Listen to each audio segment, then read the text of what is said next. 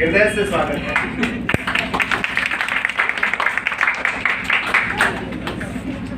जब बचपन में मेरा नामांकन मेरे पिता ने प्रारंभिक स्कूल में करवाया तो वहाँ की दीवार पर कुछ पंक्तियां लिखी हुई थी। मैं बहुत छोटा था, पहली वर्ग में मेरा एडमिशन कराया गया।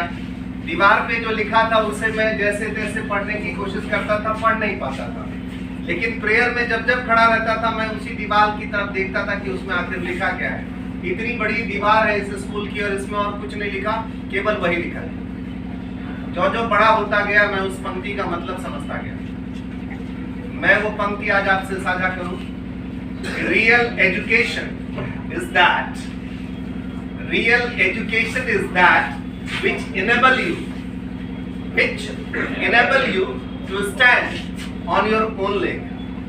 सच्ची शिक्षा वही है जो तुम्हें अपने पैर पे खड़े होने के काबिल बनाती है।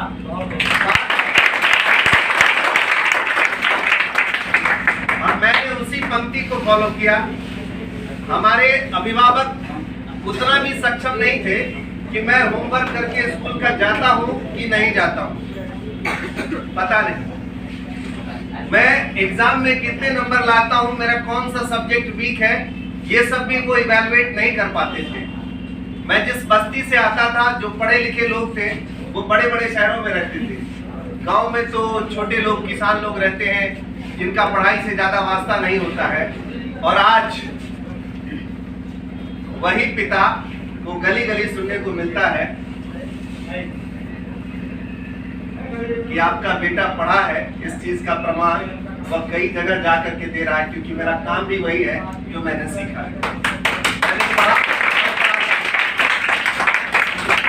देखो, धरती पे जितनी भी चीजें आती हैं, जिसका भी आगमन होता है, बाबा सर ने भी कहा है कि जितने क्रिएचर्स हैं धरती पर, जितनी भी चीजें हैं, अगर वो बड़े पायदान पे है, छोटे से उदाहरण के रूप में हम गंगा की बात, क्योंकि मैंने देखा कि इस बैनर पे नमामि गंगे लिखा है तो बात गंगा की ही करते हैं।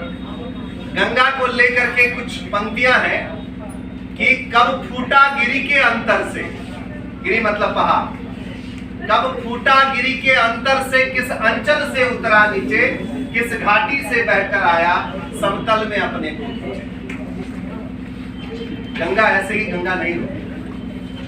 गंगा को समतल तक आने के लिए, लोगों की नजर में इतना बड़ा होने के लिए बहुत कुछ झेलना पड़ा। आप जितना झेलोगे उतने बड़े पायदान तक पहुंच जाओगे।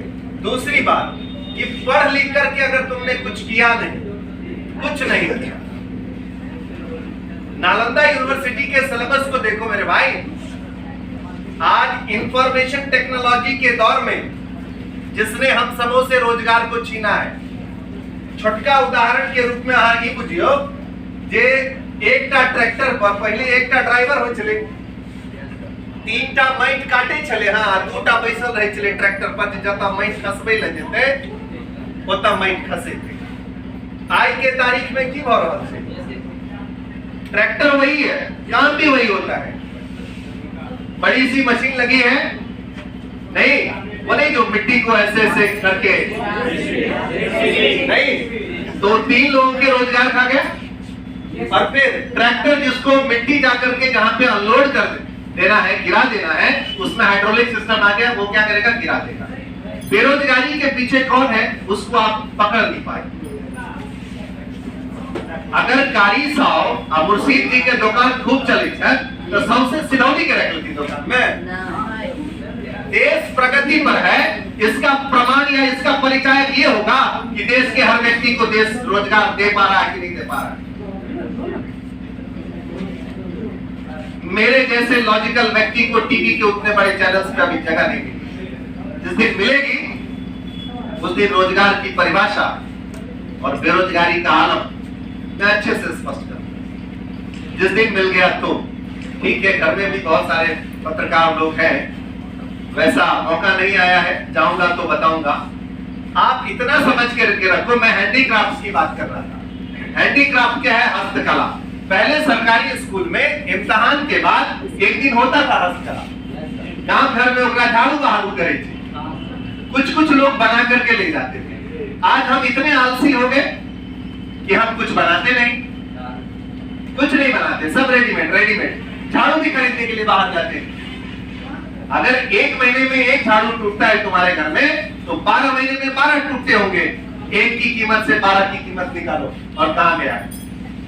पहले महिलाएं ठंडी आने से 5 महीने पहले स्वेटर बुनना शुरू करती थी, होमस्पन स्वेटर्स।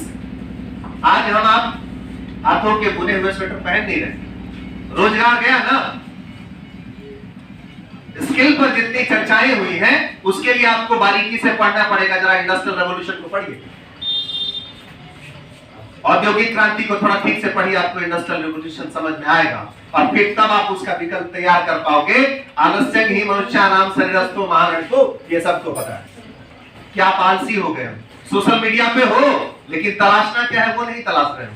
पड़ोसी को गुड मॉर्निंग बोल रहे हो व्हाट्सएप पे, क्यों यार? सामने से मिलेगा उसको बोलेंगे ना Mangal Prabhat, pleasing day break. पड़ोसी को बोल रहे हैं।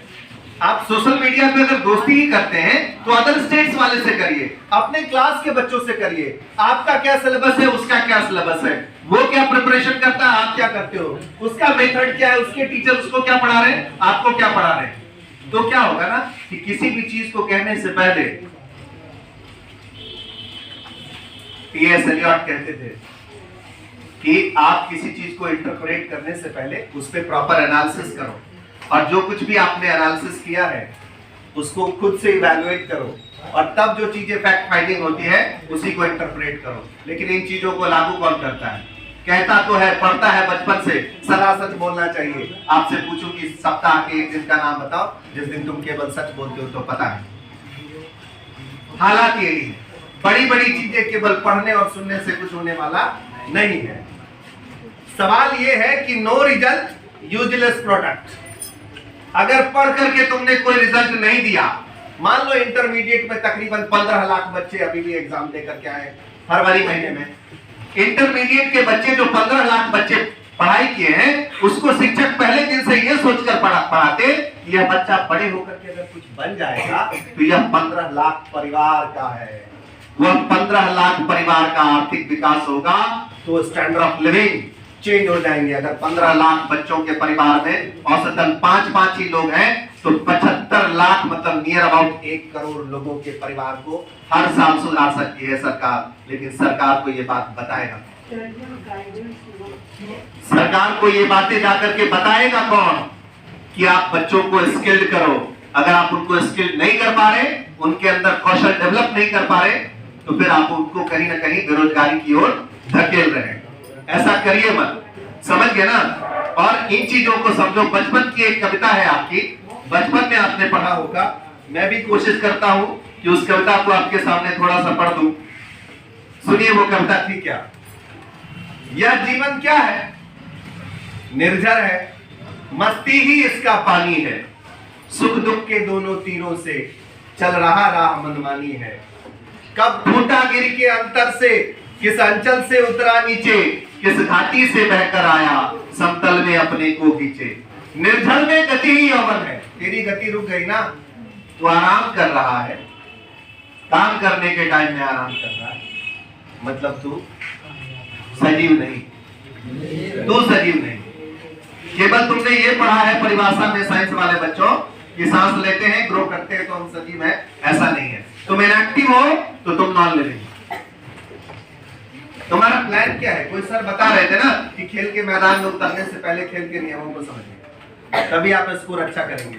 और खेल के मैदान में उतरने से पहले अगर आप खेल के नियमों को नहीं समझ रहे तो कैसे होगा? पढ़ाई का मतलब समझे कि आप पढ़ते क्यों हैं। आज तक ये ना आपके माता पिता सोच रहे हैं, ना आप सोच रहे हो कि हम बच्चे को पढ़ाते क्यों हैं और हमारे बच्चे पढ़ते क्यों हैं। कहीं दूर दूर तक आपको बेरोजगारी समझ में नहीं आएगी। जो कुछ में आप अच्छा करते हो, जो भी कुछ, जरूरी नहीं कि हर किसी का मैथ बड़ा अच्छा हो जाए, हर किसी का chemistry, physics, history, civics, geography सब तीना डाबी ही हो जाएगा, ऐसा नहीं हो सकता। जिसको जो आता है। Not man fitness, Sachin Tendulkar cricket खेल के वहां तक पहुंच गया ना।